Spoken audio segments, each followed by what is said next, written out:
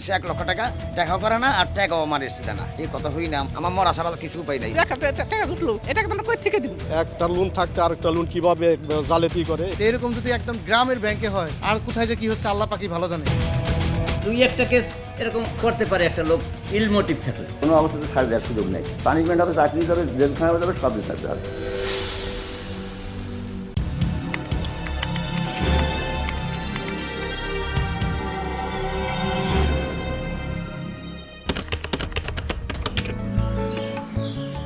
দারিদ্র্য বিমোচন ও পল্লী অঞ্চলের মানুষের জীবনমান উন্নয়নে কৃষি ও পল্লী ঋণ সরকারের গুরুত্বপূর্ণ উদ্যোগ। তাই তো প্রান্তিক মানুষের দোরগোড়ায় পৌঁছে যাচ্ছে কৃষি ও পল্লী ঋণের টাকা।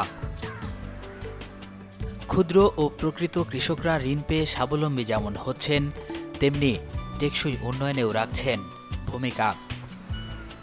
তথ্য বলছে 2018-19 অর্থবছরে রাষ্ট্রায়ত্ত, বিশেষায়িত ও বেসরকারি ব্যাংকগুলো 23,616 কোটি টাকার কৃষি ও পল্লী ঋণ বিতরণ করে। 2019-20 অর্থবছরে বিতরণ করা হয় 22,749 কোটি টাকা। ক্রমবর্ধমান চাহিদা বিবেচনায় 2020-21 অর্থবছরে 26,292 কোটি টাকা কৃষি ঋণ বিতরণের লক্ষ্যমাত্রা নির্ধারণ করা হয়েছে। হাজার হাজার কোটি টাকার ঋণ প্রান্তিক কৃষক ও আয় উৎসারী মানুষের জন্য বরাদ্দ থাকলেও তথ্য রয়েছে কৃষি ও পল্লী ঋণ বিতরণে অনিয়ম ও নয়ছয়ের। মোর কানসানে দিয়ে একটা মোরা বানাই, এই বানায় কোনো বেশি কিনি। বাদল দাস বাড়ি ঢাকার নবাবগঞ্জের চুরাইনে। শারীরিক প্রতিবন্ধিতা যেমন জীবন চলার পথকে বাধাগ্রস্ত করেছে, তেমনি বয়সের ভারে অনেকটাই ক্ষীণ। তারপরও জীবন থেমে থাকেনি। হস্তশিল্পের কাজ করে সংসারের চাকা সচল রেখেছেন। কৃষি ও পল্লী ঋণ যে কাজটাকে আরও সহজ করেছে। সুদে মনে করেন আবার ঠিক আছে, আবার ঠেকা সত্ত্বে আবারও একটা নুন রয়েছি। করোনার কারণে দ্বিতীয়বারের ঋণ শোধ করতে না পারলেও তার নামে অন্য একটি শাখা থেকে তৃতীয় দফায় ঋণ উঠানো হয়েছে। কিন্তু এক শাখায় ঋণ খেলাপি থাকলে অন্য শাখা থেকে লোন উঠানোর নিয়ম নেই। তার মানে কি বাদল দাস তথ্য গোপন করলেন? নুন আনি না, আমার তো দাবি করেন কেমবে, আমার ওখানে কোনো সাক্ষর চিহ্ন নাই, পরিচয় নাই। তাহলে ব্যাংক থেকে বাদল দাসের নামে ঋণ উঠালো কে? প্রকৃত ঋণ গ্রহীতাকে খুঁজতে হবে। তার আগে এমন প্রতারণার শিকার আরেকজনের সাথে পরিচিত হব। সে আমাকে ফোন দিয়ে বলো, তারিফ ভাই আপনি কোথায়? পরে বলতেছে আপনি তো আন্তাপাড়া থেকে একটা লোন নিছেন। তো আন্তাপাড়া তো আমি লোনের জন্য কখনো যাই নাই। কেন আপনি আন্তাপাড়া থেকে লোন নিছেন, আপনি ব্যাংকে এসে দেখা করেন, নাই তো আপনার নামে মামলা টামলা হয়ে যাব। শুনে তো আমার মাথা খারাপ। আমি কই আমার সিসি লোন থাকতে কি আপনি আবার লোন দিবেন নাকি? তারিফ হোসেন ফার্নিচার ব্যবসায়ী, তার বাড়িও ঢাকার নবাবগঞ্জের চুরাইনে। বাদল দাসের মতো তারিফের নাম ব্যবহার করেও ঋণ জালিয়াতির অভিযোগ উঠেছে। ব্যাংকের টাকা অন্যের নামে হাতিয়ে নেয় বাদল দাস ও তারিফ হোসেনরা বেকায়দায় পড়েছেন। কিন্তু প্রশ্ন উঠেছে ব্যাংকিং কার্যক্রম নিয়ে। ব্যাংক যদি এরকম করে তাহলে তো মানুষ আস্থা হারাই ফেলবো, টাকা রাখবো কই? ব্যাংকের মতো নির্ভরযোগ্য ও নিরাপদ জায়গা থেকে জালিয়াতি করে টাকা হাতিয়ে নিলে এমন প্রশ্ন উঠবে, এটাই স্বাভাবিক। এই কয় বছর যে অডিট করছে সেটার তদন্ত কই? জোনাল অফিস কি করতেছে? এগুলি তো সব জায়গায় তাদের ধরতে হইব, না ধরলে তো এটা তথ্য বেরিয়েব না। এটা তো শুধু ম্যানেজার একা করতে সাহস পায় কিভাবে? তারিফের মতো এমন প্রশ্ন ও অভিযোগ অনেকের, যেটা আরও স্পষ্ট করা দরকার। বছর 3 আগে একটা চুরাইন অগ্রণী শাখা ব্যাংক, এখান থেকে আমি 1 লক্ষ টাকা লোন নেই। আলেক চান সাবেক ইউনিয়ন পরিষদ সদস্য ও স্থানীয় কৃষক। তার নামেও কৃষি ও পল্লী ঋণ হাতিয়ে নেয়ার অভিযোগ উঠেছে। হুমায়ুন সাহেব ছিল এই ম্যানেজার সাহেব। দোহার যাওয়ার পরে এখান থেকে আমাদের কাগজপত্র, আইডি কার্ড এবং ছবি এখান থেকে নিয়ে যায় উনি এই দোহার কার্তিকপুর শাখায় থেকে আমাদের নামে 1 লক্ষ টাকা আবার উনি জালিয়াতি একটা আমাদের নামে লোন করায় টাকাটা নিয়ে যায়। শুধু আলেক চান কিংবা বাদল দাসী নন, এমন অভিযোগ ও আলোচনা নবাবগঞ্জের চুরাইন ও দোহারের আন্তাবাহারা এলাকার মানুষের মুখে মুখে। এটা অনেকের নামে আমরা জানি 50-60 জন লোকের মতন হবে। শাস্তি হওয়া দরকার, কারণ আমরা এখনো ভীত হয়ে গেছি ওই ব্যাংকে টাকা রাখার জন্য। অনুসন্ধান বলছে অগ্রণী ব্যাংকের নবাবগঞ্জের চুরাইন শাখা থেকে কৃষি ও পল্লী ঋণের সুবিধাভোগী অন্তত 50 জন গ্রাহকের এনআইডি ও ছবি জালিয়াতি করে দোহারের আন্তাবাহারা শাখা থেকে টাকা হাতিয়ে নিয়েছে। বিস্তারিত নিয়ে ফিরছি ছোট্ট একটা বিরতির পর।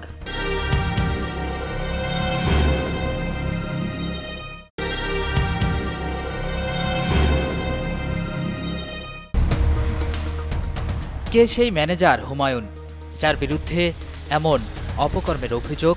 আমরা তার সাথেও কথা বলবো। তার আগে যেতে হবে ঢাকার দোহার এলাকায়। সেখানেও অনেকেই ঋণ জালিয়াতির অভিযোগ করেছেন। দেলোয়ারা বেগম ঢাকার দোহার উপজেলার ইকরাশি গ্রামের বাসিন্দা। ক্যান্সার আক্রান্ত স্বামীর চিকিৎসা করাতে গিয়ে একদিকে নিঃস্ব পরিবার, তার উপর আবার ভুয়া ঋণের বোঝা। আমার স্বামীরা স্যার 1 বছর ধরে ক্যান্সারের রুগী, ভুগতাছি। এমনি থেকে যদি শুনি 1 লাখ টাকা উঠছে, তাহলে কি থাক মানুষ তাকে জিটিস কমিটি থানা গেছি, হেরা কয়েক না যে নুন যাবো না, যে আমার নামে যে 1 লাখ টাকা উঠলো, এটাকে আমরা কই থেকে দিব? আমাকে দরকার নিয়ে আসে আসতে ফোকাস আমাকে দুয়ার। প্রশ্ন ছিল, দেলোয়ারা বেগম যদি ঋণ নাই নিয়ে থাকেন তাহলে তার জাতীয় পরিচয়পত্র ও ছবি ব্যাংকে গেল কিভাবে? তার স্বাক্ষরই বা কে দিল? পানের কথা কইয়া ছবি আইডি কার্ড নাজমা নিছি। তাহলে কি এভাবেই ব্যক্তিগত কাগজপত্র ব্যাংকের অসাধু কর্মকর্তার কাছে পাঠানো হয়েছে? উত্তর খোঁজার চেষ্টা করব। কথা বলতে হবে আরও একজনের সাথে, যাদের পরিবারের 3 জনের নামে টাকা আত্মসাৎ করার অভিযোগ উঠেছে। দেলু বেগম, বাড়ি একই গ্রামে। শারীরিক অসুস্থতার কারণে স্বামীর সংসারও হয়নি। আমি টুকাইয়া খাই, আজ বন্ধুর কে কিছু কয়ে পারবো না, কে 2 সেনা চুরি করে খাই নেই কিছু নে। দেলু বেগমের জীবনের গণ্ডি এতটুকুতে সীমাবদ্ধ থাকলেও প্রতারণার হাত থেকে রেহাই মেলেনি। আমরা তো টাকা টুকা আনি নে, আমরা ব্যাংকে চিনি নে, আমরা ব্যাংক বিলিস চিনি নে কিছু নে। আর 1 লাখ টাকা তো কোনদিন বাপের পয়সা চোখে দেখিনি। যার নামে ঋণ নেওয়া হয়েছে তিনি নিজেই জানেন না এমন তথ্য। তাহলে ঋণ নিল কিভাবে? আমার ব্যাংকে থেকে 1 লাখ টাকা দিল কোন চেহারা দেহে, যে এটা এই কামটা করলো কেরা, এই কামটা করলো কেরা, চুরটা দেখ ফারসাই। সুষ্ঠু তদন্ত না হলে হয়তো দেলুর এমন আবেদন উঠতেই থাকবে। আমাকে ডর দেয় পুলিশ আনে আমাকে বাইতে, যে বেশি কথাবার্তা কইলে চুন না বাইর করা পারলে উল্টা কেসিব তোমাকে নামে, উল্টা মামলা হইব তোমাকে নামে, তোমরা বেশি কথা কও না, যাইব রয়ে গেছে টাকা নাও নাই চুপ মেরে থাকো। দেলুর ভাই শফিকের নামেও ঋণ উঠানো হয়েছে, যা নিয়ে কথা বলেছেন শফিকের স্ত্রী। আমার স্বামী 1 বছর আগে বিদেশে গেছে, গত ডিসেম্বর মাসে 22 তারিখে লোনটা কিভাবে উঠাইলো? ভূতে উঠাইলো না কে হে আয় উঠাইলো?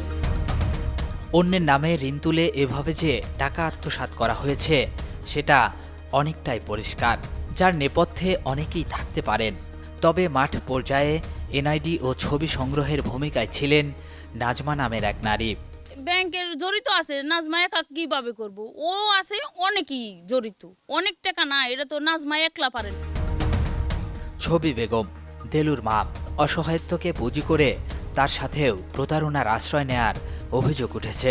আমার কাছে গনে ফটোকপি, আমার মেয়ের ফটোকপি নিয়ে কইছে যে ই কইরা দিমু, বাতা কইরা দিমু। তাইলে আমরা দিছি 1500 করে টাকাও দিছি ওই যে নাজমারে। এমন অসংখ্য মানুষ যখন অভিযোগ করেন তখন বুঝতে বাকি থাকে না ঋণ বিতরণের নামে কি হয়েছে। থানায় যেদিন এনে 2 দিন আমরা ফিরে আইলাম। ঋণ না নিয়ে উল্টো ঋণের বোঝা, তার উপর আবার আইনি সহযোগিতা না করে অভিযুক্তদের নাকি বাঁচানোর চেষ্টা, যেটা আমাদের হাতে আসা এই ভিডিওতে পরিষ্কার।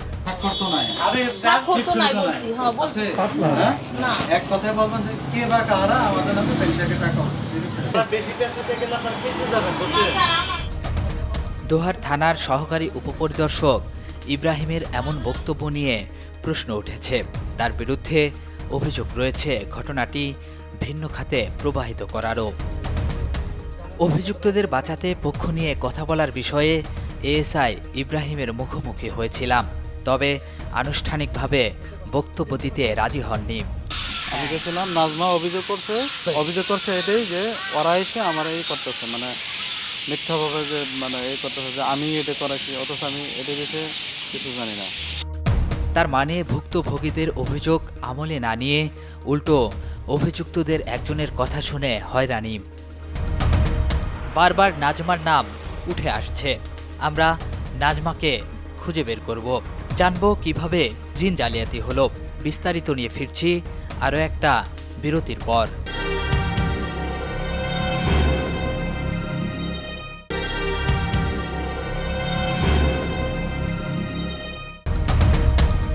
ত্রাণ দেওয়ার কথা বলে মাঠ পর্যায়ে যিনি জাতীয় পরিচয়পত্র সংগ্রহ করেছেন সেই নাজমার সাথে কথা বলতে হবে। আমি বাংলাদেশ কমিশনে আছি। বাংলাদেশ কমিশন? হ্যাঁ। এটা কি সংগঠন? এটা মানবাধিকারের সংগঠন। এটার সংগঠনের নাম কি, পুরো নাম কি? নজরুল, আমার কার্ডটা দিদি। মানবাধিকার কর্মী, অথচ নিজের প্রতিষ্ঠানের নাম বলতে অন্যের সহযোগিতা নিচ্ছেন। জালিয়াতি করে টাকা আত্মসাতের অভিযোগের বিষয়ে আমাদের সাথে কথা বলেছেন নিজেকে মানবাধিকার কর্মী দাবি করা এই নারী। অগ্রণী ব্যাংকে থেকে ফোন দিছে হুমায়ুন কবির, আর কি ওই ব্যাংকের ম্যানেজার ফোন দিছে। তারপরে আমি কইছি কি এই কয়টা, আমি কই কেমন ত্রাণ দিব, কইরা তো বলা পারি না, কিছু ত্রাণ আসছে, আপনি একটা করে ছবি আর একটা করে আইডি দিন। তারপরে হঠাৎ করে শুনি কি উনি ওই দিয়ে আইডি দিয়ে আর ছবি দিয়ে লোন নিয়ে গেছি। অর্থাৎ ভুক্তভোগীদের অভিযোগ যে মিথ্যা নয় তা নাজমার বক্তব্যেও উঠে এসেছে, যেটা আরও স্পষ্ট করলেন নাজমা। আমার ফাইলগুলি দেখাইলো, ওই মনে করেন সাইনের নগে কেউ সাইনও মিলে না, আর মোবাইল নাম্বারও উল্টাপাল্টা দিয়ে থুইছি। আমি যদি একটাকে এর মধ্যে খাই থাকি আমার হারাম হইব। অনুসন্ধান বলছে ঋণ জালিয়াতি ও টাকা আত্মসাতের মূল অভিযুক্ত নবাবগঞ্জের জুরাইন ও দোহারের আন্তাবাহারা শাখার সাবেক ম্যানেজার হুমায়ুন কবিরের সাথে নাজমার পূর্ব পরিচয় ছিল। পরিচয়ের সুবাদে ত্রাণ দেওয়ার নাম করে মাঠ পর্যায়ে সংগ্রহ করা জাতীয় পরিচয়পত্র ও ছবি নাজমার কাছ থেকে জমা নেন ম্যানেজার, যা দিয়ে ঋণ তুলে আত্মসাৎ করা হয়েছে। অভিযোগের বিষয়ে কথা বলতে হবে দোহারের আন্তাবাহারা শাখার বর্তমান ব্যবস্থাপকের সাথে।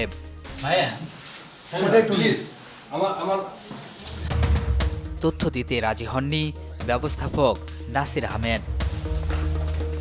কথা বলতে হবে মূল অভিযুক্ত হুমায়ুন কবিরের সাথে, যাকে ইতিমধ্যে অগ্রণী ব্যাংক জোনাল অফিসে প্রত্যাহার করা হয়েছে। তবে তিনি আনুষ্ঠানিকভাবে কথা বলতে রাজি হননি। তাদের ছবি আমি বাসায় গিয়ে তুলে আনি নেই, এরকম ক্যামেরা নিয়ে। আপনার এনআইডি আমার পাওয়ার কথাও না। হ্যাঁ, বলতে পারেন যে 2-1টা কেস এরকম করতে পারে একটা লোক ইল মোটিভ থাকলে, কিন্তু তাও সম্ভব না।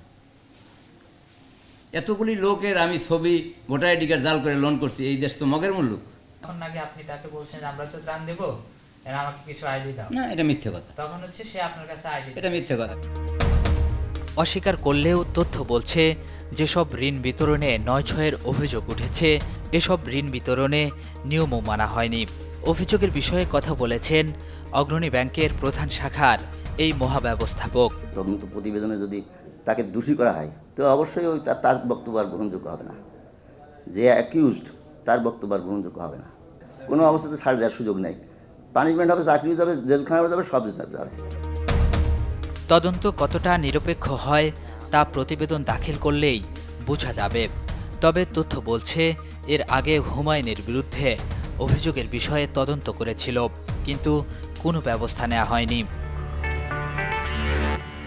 কৃষি ও পল্লী ঋণ সরকারের মহৎ উদ্যোগ হলেও কতিপয় অসাধু কর্মকর্তা প্রশ্নের মুখে দাঁড় করিয়েছে, শুধু কি হুমায়ুন নাকি পেছনে অন্য কেউ আছেন? ঋণ জালিয়াতি ও অনিয়মের আরও বিস্তারিত নিয়ে হাজির হব ফলো আপ 24-এর পরবর্তী অনুষ্ঠানে।